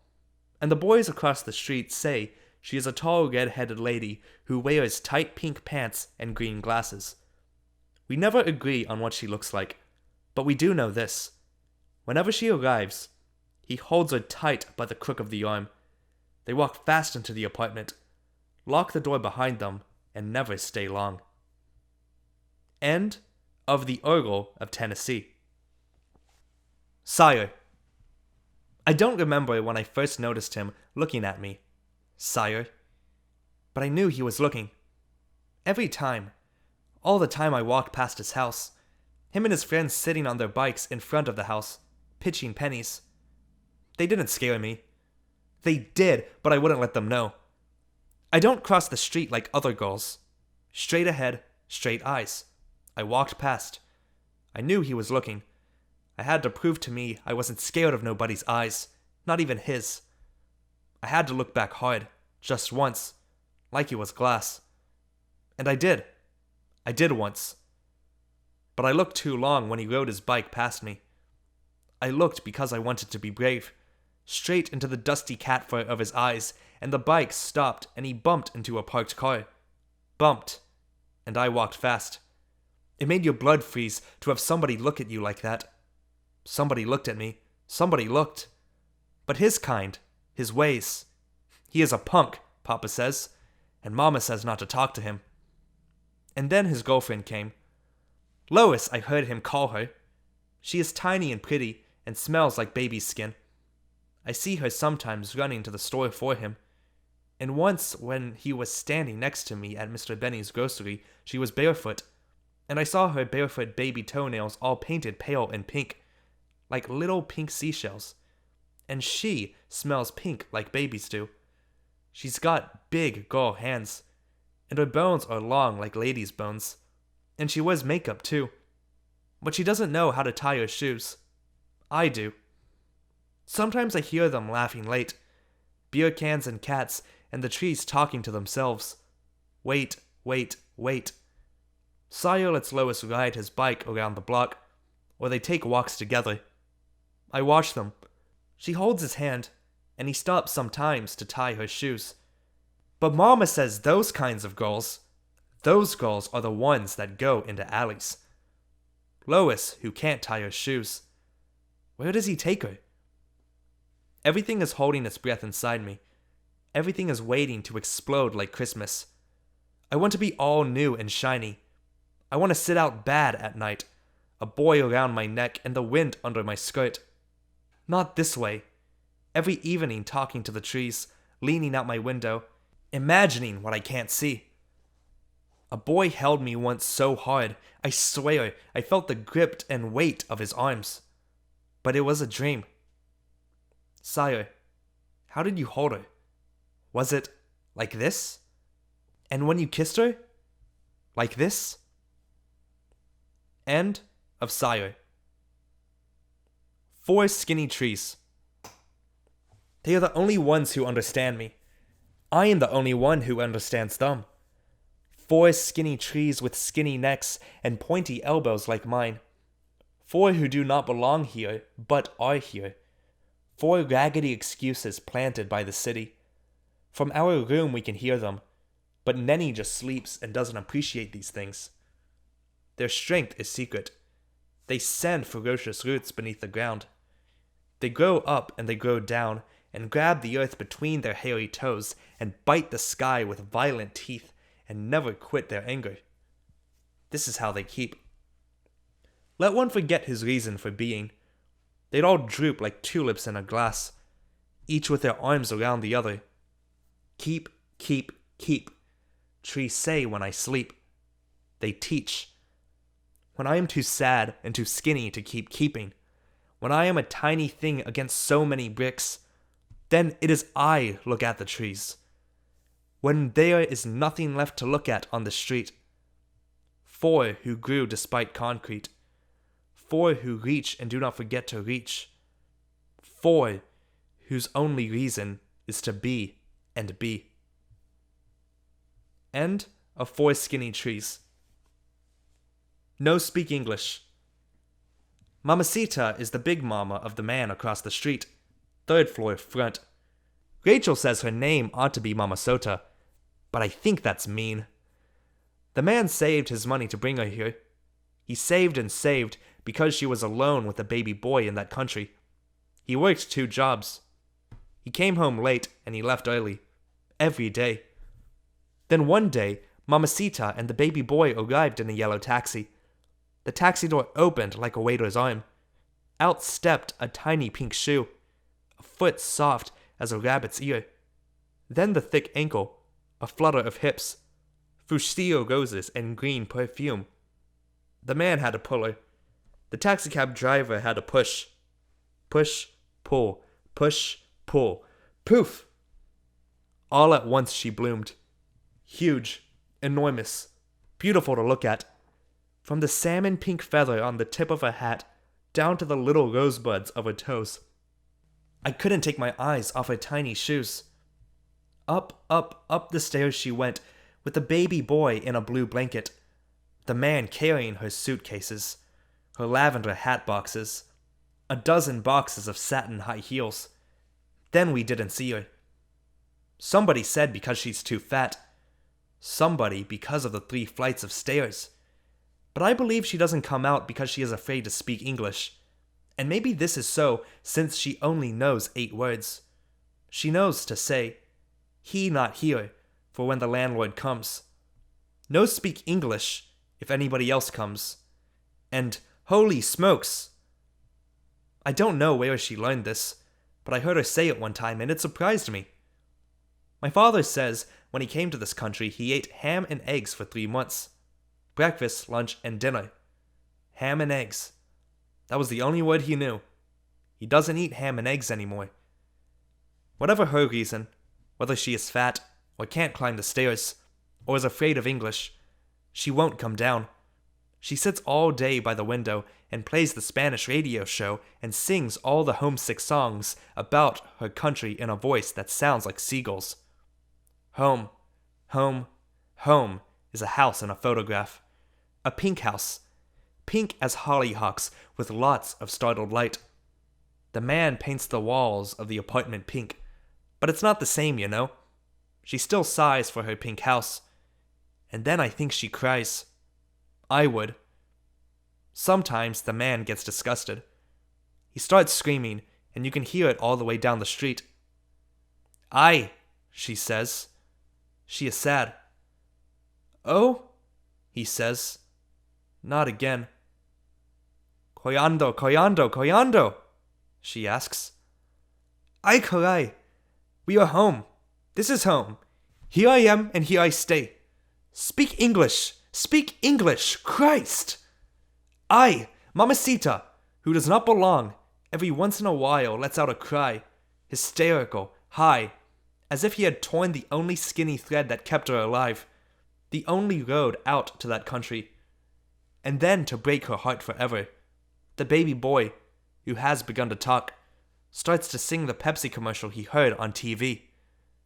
"No speak English," she says to the child who is singing in the language that sounds like tin. "No speak English.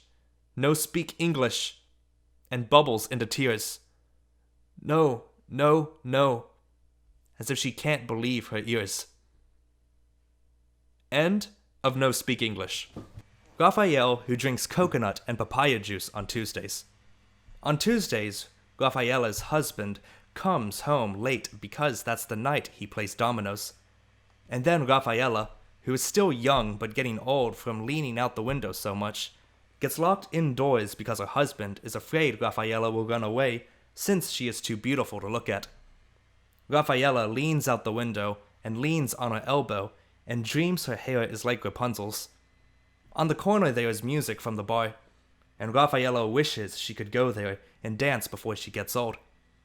A long time passes and we forget she is up there watching until she says, "Kids, if I give you $1, will you go to the store and buy me something?" She throws a crumpled dollar down and always asks for coconut or sometimes papaya juice, and we send it up to her in a paper shopping bag she lets down with clothesline. Rafaela, who drinks and drinks coconut and papaya juice on Tuesdays and wishes they were sweeter drinks, not bitter like an empty room, but sweet, sweet like the island, like the dance hall down the street, where women much older than her throw green eyes easily like dice and open homes with keys. And always there is someone offering sweeter drinks, someone promising to keep them on a silver string. End of Rafaela, who drinks coconut and papaya juice on Tuesdays. Sally. Sally is the girl with eyes like Egypt and nylons the color of smoke. The boys at school think she's beautiful because her hair is shiny black like raven feathers, and when she laughs, she flicks her hair back like a satin shawl over her shoulders and laughs. Her father says to be this beautiful is trouble. They are very strict in his religion. They are not supposed to dance. He remembers his sisters and is sad. Then she can't go out. Sally, I mean. Sally, who taught you to paint your eyes like Cleopatra? And if I roll the little brush with my tongue and chew it to a point and dip it in the muddy cake, the one in the little red box, will you teach me? I like your black coat and those shoes you wear. Where did you get them? My mother says to wear black so young is dangerous, but I want to buy shoes just like yours. Like your black ones made out of suede, just like those. And one day, when my mother's in a good mood, maybe after my next birthday, I'm going to ask to buy the nylons too. Cheryl, who is not your friend anymore, not since last Tuesday before Easter, not since the day you made her ear bleed, not since she called you that name and bit a hole in your arm and you looked as if you were going to cry and everyone was waiting and you didn't. You didn't, Sally. Not since then. You don't have a best friend to lean against the schoolyard fence with. You laugh behind your hands at what the boys say. There is no one to lend you her hairbrush. The stories the boys tell in the coat room, they're not true. You lean against the schoolyard fence alone with your eyes closed, as if no one was watching. As if no one could see you standing there, Sally. What do you think about when you close your eyes like that? And why do you always have to go straight home after school? You become a different Sally. You pull your skirt straight. You rub the blue paint off your eyelids. You don't laugh, Sally. You look at your feet and walk fast to the house you can't come out from. Sally, do you sometimes wish you didn't have to go home? Do you wish your feet would one day keep walking and take you far away from Mango Street? Far away and maybe your feet would stop in front of a house. A nice one with flowers and big windows and steps for you to climb up 2 by 2 upstairs to where a room is waiting for you. And if you opened the little window latch and gave it a shove, the windows would swing open. All the sky would come in. There'd be no nosy neighbors watching, no motorcycles and cars, no sheets and towels and laundry. Only trees and more trees and plenty of blue sky. And you could laugh, Sally. You could go to sleep and wake up and never have to think who likes and who doesn't like you. You could close your eyes and you wouldn't have to worry what people said, because you never belonged here anyway, and nobody could make you sad, and nobody would think you're strange, because you like to dream and dream. And no one could yell at you if they saw you out in the dark leaning against a car, leaning against somebody without someone thinking you were bad, without somebody saying it is wrong, without the whole world waiting for you to make a mistake when all you wanted, Sally, was to love and to love and to love and to love. And no one could call that crazy. End of Sally. Minerva writes poems. Minerva is only a little bit older than me, but already she has 2 kids and a husband who left. Her mother raised her kids alone, and it looks like her daughters will go that way too. Minerva cries because her luck is unlucky. Every night and every day, and prays. But when the kids are asleep after, she's fed them their pancake dinner. She writes poems on little pieces of paper that she folds over and over and holds in her hands a long time. Little pieces of paper that smell like a dime. She lets me read her poems. I let her read mine. She is always sad like a house on fire. Always something wrong. She has many troubles, but the big one is her husband, who left and keeps leaving. One day she is through and lets him know enough is enough. Out the door he goes. Clothes, records, shoes. Out the window and the door locked. But that night he comes back and sends a big rock through the window. Then he is sorry and she opens the door again. Same story. Next week she comes over black and blue and asks what can she do? Minerva, I don't know which way she'll go. There is nothing I can do. End of Minerva writes poems. Bums in the attic. I want a house on a hill like the ones with the gardens where Papa works. We go on Sundays, Papa's day off. I used to go. I don't anymore. You don't like to go out with us, Papa says. Getting too old? Getting too stuck up? Says Nenny. I don't tell them I am ashamed. Oliver staring out the window like the hungry. I am tired of looking at what we can't have. When we win the lottery, Mama begins. And then I can't stop listening. People who live on hills sleep so close to the stars, they forget those of us who live too much on earth. They don't look down at all, except to be content to live on hills. They have nothing to do with last week's garbage or fear of rats. Night comes. Nothing wakes them but the wind. One day I'll own my own house, but I won't forget who I am or where I came from. Passing bums will ask, "Can I come in?" I'll offer them the attic, ask them to stay, because I know how it is to be without a house. Some days after dinner, guests and I will sit in front of a fire. Floorboards will squeak upstairs. The attic grumble. "Rats?" they'll ask. "Bums," I'll say, and I'll be happy. End of Bums in the Attic. Beautiful and cruel. I am an ugly daughter. I am the one nobody comes for. Nenny says she won't wait her whole life for her husband to come and get her. That Minerva's sister left her mother's house by having a baby. But she doesn't want to go that way either. She wants things all her own, to pick and choose. Nenny has pretty eyes, and it's easy to talk that way if you are pretty. My mother says when I get older, my dusty hair will settle, and my blouse will learn to stay clean. but I have decided not to grow up tame like the others who lay their necks on the threshold waiting for the ball and chain. In the movies, there was always one with the red lips who is beautiful and cruel. She is the one who drives the men crazy and laughs them all away. Her power is her own. She will not give it away. I have begun my own quiet war. Simple, sure.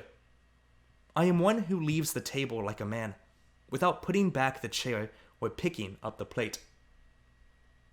End of Beautiful and Cruel. A smart cookie. I could have been somebody, you know, my mother says and sighs. She has lived in the city her whole life. She can speak 2 languages. She can sing an opera. She knows how to fix a TV. But she doesn't know which subway train to take to get downtown. I hold her hand very tight while we wait for the right train to arrive. She used to draw when she had time. Now she draws with a needle and a thread. Little knotted rosebuds. Tulips made of silk thread. Someday she would like to go to the ballet. Someday she would like to see a play. She borrows opera records from the public library and sings with velvety lungs powerful as morning glories. Today, while cooking oatmeal, she is Madame Butterfly until she sighs and points the wooden spoon at me. I could have been somebody, you know. Esperanza, you go to school. Study hard. That Madame Butterfly was a fool. She stirs the oatmeal. Look at my comadres. She means Izara, whose husband left, and Yolanda, whose husband is dead. Gotta take care all your own, she says, shaking her head. Then, out of nowhere, shame is a bad thing, you know. It keeps you down. You want to know why I quit school? Because I didn't have nice clothes. No clothes, but I had brains. Yup, she says, disgusted, stirring again. I was a smart cookie then. End of Smart Cookie. What Sally said. He never hits me hard. She said her mama rubs lard on all the places where it hurts. Then at school she'd say she fell. That's where all the blue places come from. That's why her skin is always scarred. But who believes her? A girl that big. A girl who comes in with her pretty face all beaten and black can't be falling off the stairs. He never hits me hard. He thinks I'm going to run away like his sisters who made the family ashamed. Just because I'm a daughter. And then she doesn't say. Sally was going to get permission to stay with us a little, and one Thursday she came finally with a sack full of clothes and a paper bag of sweetbread her mama sent. And would have stayed too, except when the dark came her father, whose eyes were little from crying, knocked on the door and said, "Please come back. This is the last time." And she said, "Daddy," and went home. Then we didn't need to worry. Until one day Sally's father catches her talking to a boy, and the next day she doesn't come to school. And the next. Until the way Sally tells it, he just went crazy. He just forgot he was her father between the buckle and the belt. "You're not my daughter. You're not my daughter." And then he broke into his hands. End of What Sally Said. The Monkey Garden. The monkey doesn't live there anymore. The monkey moved to Kentucky and took his people with him. And I was glad, because I couldn't listen anymore to his wild screaming at night. The twangy yakety-yak of the people who owned him. The green metal cage. The porcelain tabletop. The family that spoke like guitars. Monkey, family, table, all gone. And it was then, when we took over the garden we had been afraid to go into, when the monkey screamed and showed its yellow teeth. There were sunflowers, big as flowers on Mars, and thick coxcombs bleeding the deep red fringe of theater curtains. There were dizzy bees and bow-tied fruit flies, turning somersaults and humming in the air. Sweet, sweet peach trees, thorn roses and thistle and pears.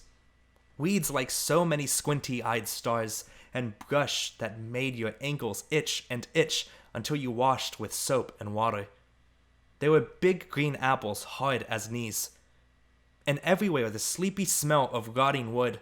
And everywhere the sleepy smell of rotting wood, damp earth, and dusty hollyhocks, thick and perfumy like the blue-blonde hair of the dead. Yellow spiders ran when we turned rocks over, and pale worms blind and afraid of light rolled over in their sleep. Poke a stick in the sandy soil, and a few blue-skinned beetles would appear. An avenue of ants. So many crusty ladybugs. This was a garden, a wonderful thing to look at in the spring.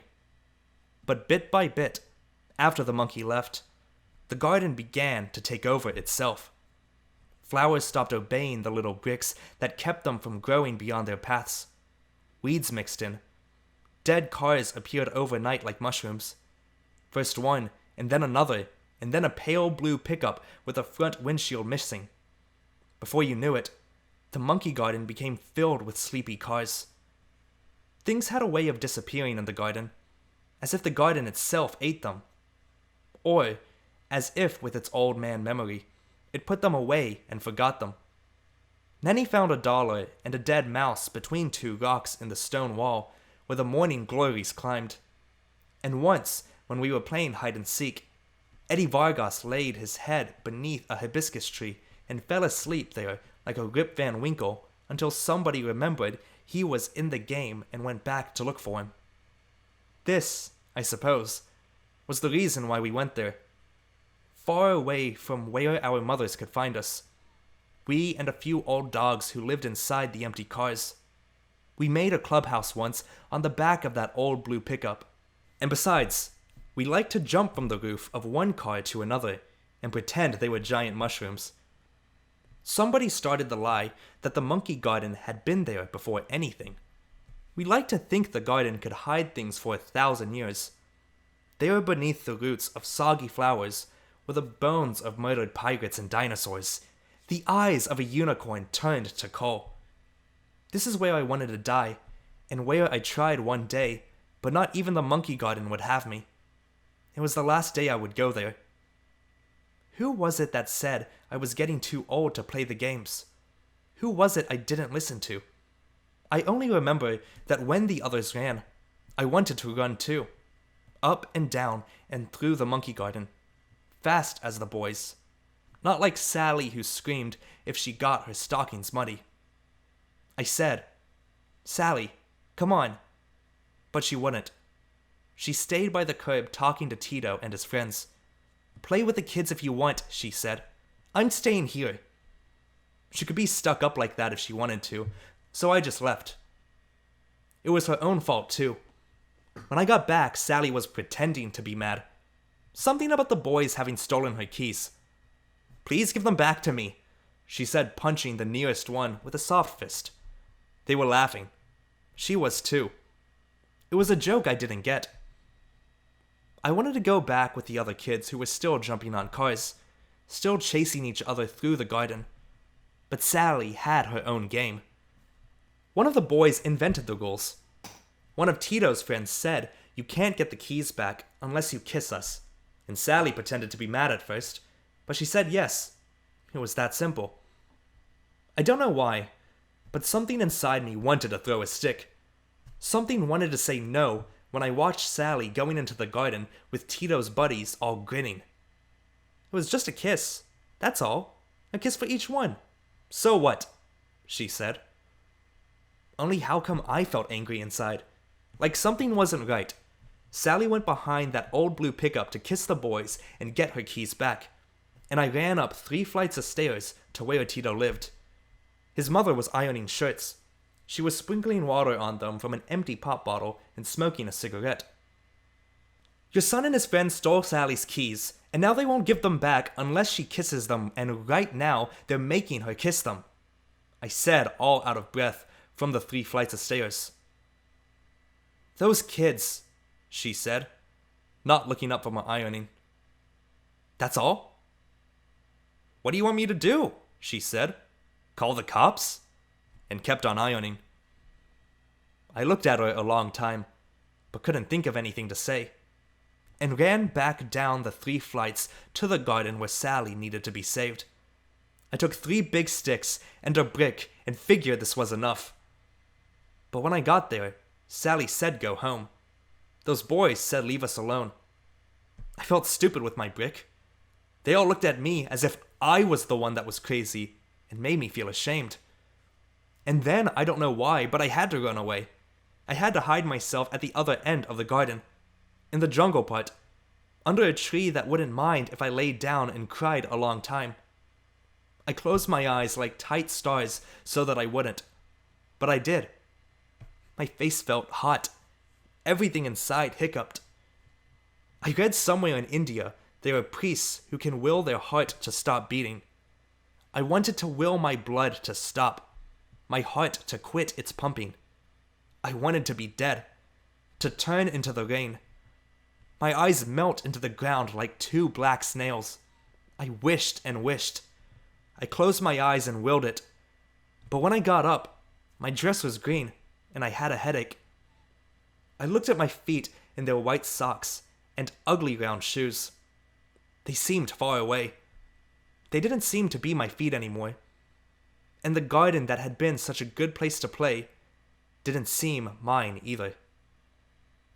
End of The Monkey Garden.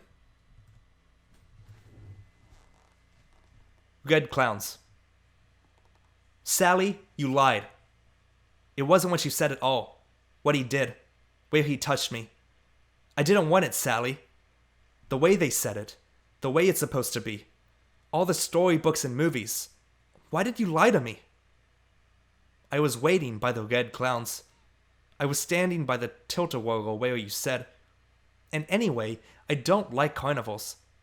I went to be with you because you laugh on the tilt-a-whirl. You throw your head back and laugh. I hold your change, wave, count how many times you go by. Those boys that look at you because you're pretty. I like to be with you, Sally. You're my friend. But that big boy, where did he take you? I waited such a long time. I waited by the red clowns, just like you said. But you never came. You never came for me. Sally, Sally, 100 times. Why didn't you hear me when I called? Why didn't you tell them to leave me alone? The one who grabbed me by the arm, he wouldn't let me go. He said, I love you, Spanish girl. I love you. And pressed his sour mouth to mine. Sally, make him stop. I couldn't make them go away. I couldn't do anything but cry. I don't remember. It was dark. I don't remember. I don't remember. Please don't make me tell it all. Why did you leave me all alone? I waited my whole life. You're a liar. They all lied. All the books and magazines, everything that told it wrong. Only his dirty fingernails against my skin and a sour smell again. The moon that watched, the tilt-a-whirl, the red clowns laughing their thick tongue laugh. Then the colors began to whirl. Sky-tipped, their high black gym shoes ran. Sally, you lied. You lied. He wouldn't let me go. He said, I love you. I love you, Spanish girl. End of Red Clowns. Linoleum Roses. Sally got married like we knew she would. Young and not ready, but married just the same. She met a marshmallow salesman at a school bazaar, and she married him in another state where it's legal to get married before 8th grade. She has her husband and her house now, her pillowcases and her plates. She says she is in love, but I think she did it to escape. Sally says she likes being married because now she gets to buy her own things when her husband gives her money. She is happy, except sometimes her husband gets angry, and once he broke the door where his foot went through. Though most days he is okay, except he won't let her talk on the telephone, and he doesn't let her look out the window, and he doesn't like her friends, so nobody gets to visit her unless he is working. She sits at home because she is afraid to go outside without his permission. She looks at all the things they own, the towels and the toaster, the alarm clock and the drapes. She likes looking at the walls, and how neatly their corners meet. The linoleum roses on the floor, the ceiling smooth as wedding cake. End of Linoleum Roses. The Three Sisters. They came with the wind that blows in August, thin as a spider web and barely noticed. Three who did not seem to be related to anything but the moon. One with laughter like tin, and one with eyes of a cat, and one with hands like porcelain. The aunts, the Three Sisters. Las Comadres, they said. The baby died. Lucy and Rachel's sister. One night a dog cried, and the next day a yellow bird flew in through an open window. Before the week was over, the baby's fever was worse. Then Jesus came and took the baby with him far away. That's what their mother said. Then the visitors came, in and out of the little house. It was hard to keep the floors clean. Anybody who had ever wondered what color the walls were came to look like that little thumb of a human in a box like candy. I had never seen the dead before. Not for real. Not in somebody's living room for people to kiss and bless themselves and light a candle for. Not in a house. It seemed strange. They must have known, the sisters. They had the power and could sense what was what. They said, "Come here," and gave me a stick of gum. They smelled like Kleenex or the inside of a satin handbag. And then I didn't feel afraid. "What's your name?" the cat-eyed one asked. "Esperanza," I said. "Esperanza," the old blue-veined one repeated in a high, thin voice. "Esperanza. A good name." My knees hurt. The one with the funny laugh complained. "Tomorrow it will rain." "Yes, tomorrow," they said. "How do you know?" I asked. "We know." "Look at our hands," Cat-Eyed said. And they turned them over and over as if they were looking for something. "She's special." "Yes, she'll go very far." Yes, "Make a wish." "A wish?" "Yes, make a wish. What do you want?" "Anything?" I said. "Well, why not?" I closed my eyes. "Did you wish already?" "Yes," I said. "Well, that's all there is to it. It'll come true." "How do you know?" I asked. We know. Esperanza, the one with marble hands, called me aside. Esperanza. She held my face with her blue-veined hands and looked at me. A long silence. "When you leave, you must remember always to come back," she said. "What?" "When you leave, you must remember to come back for the others. A circle, understand? You will always be Esperanza. You will always be Mango Street. You can't erase what you know. You can't forget who you are." Then I didn't know what to say. It was as if she could read my mind, as if she knew what I had wished for, and I felt ashamed for having made such a selfish wish. "You must remember to come back, for the ones who cannot leave as easily as you. You will remember?" She asked as if she was telling me. Yes, I said, a little confused. "Good," she said, rubbing my hands. "Good. That's all. You can go." I got up to join Lucy and Rachel, who were already outside waiting by the door, wondering what I was doing talking to the 3 old ladies who smelled like cinnamon. I didn't understand everything they had told me. I turned around. They smiled and waved in their smoky way. Then I didn't see them. Not once, or twice, or ever again. End of The Three Sisters. Alicia and I talking on Edna's steps. I like Alicia because once she gave me a little leather purse with the word Guadalajara stitched on it, which is home for Alicia. And one day she will go back there. But today she is listening to my sadness because I don't have a house. "You live right here, 4006 Mango. Alicia says and points to the house I am ashamed of. No, this isn't my house, I say, and shake my head, as if shaking could undo the year I lived there. I don't belong. I don't ever want to come from here. You have a home, Alicia, and one day you'll go there, to a town you remember. But me, I never had a house, not even a photograph. Only one I dream of. No, Alicia says. Like it or not, you are Mango Street, and one day you'll come back too. Not me. Not until somebody makes it better. Who's going to do it? The mayor? And the thought of the mayor coming to Mango Street made me laugh out loud. Who's going to do it? Not the mayor. End of Alicia and I talking on Edna's steps. A house of my own. Not a flat. Not an apartment in the back.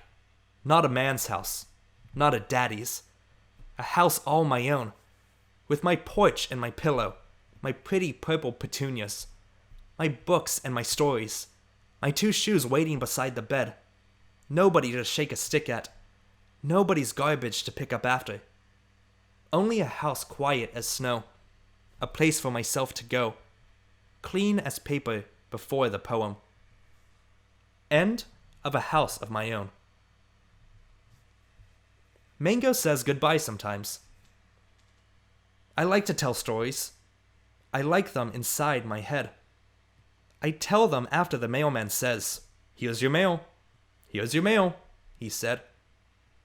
I make a story for my life. For each step my brown shoe takes, I say. And so she trudged up the wooden stairs, her sad brown shoes taking her to the house she never liked. I like to tell stories. I am going to tell you a story about a girl who didn't want to belong. We didn't always live on Mango Street. Before that, we lived on Loomis on the 3rd floor. And before that, we lived on Keeler. Before Keeler, it was Paulina. But what I remember most is Mango Street. Sad red house. The house I belong, but do not belong to. I put it down on paper, and then the ghost does not ache so much. I write it down, and Mango says goodbye sometimes. She does not hold me with both arms. She sets me free. One day I will pack my bags of books and paper. One day I will say goodbye to Mango. I am too strong for her to keep me here forever. One day I will go away. Friends and neighbors will say, "What happened to that Esperanza? Where did she go with all those books and paper? Why did she march so far away?" They will not know I have gone away to come back, for the ones I left behind, for the ones who cannot out. End of Mango Says Goodbye Sometimes.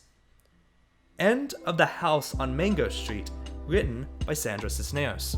This is an audio recording by me, Jordan Barclay, just doing this because I want to. If you enjoyed the production of this video, feel free to give it a like, I'd appreciate it. If you have any requests on what I should read next, feel free to comment below, and I'll see if I can get to it as soon as possible. And if you want to be updated on these audio recordings, hit the subscribe button and ring the bell for notifications. Okay? This was an incredible story. I'll see you guys with another one very soon. Until then, I'm out. Peace.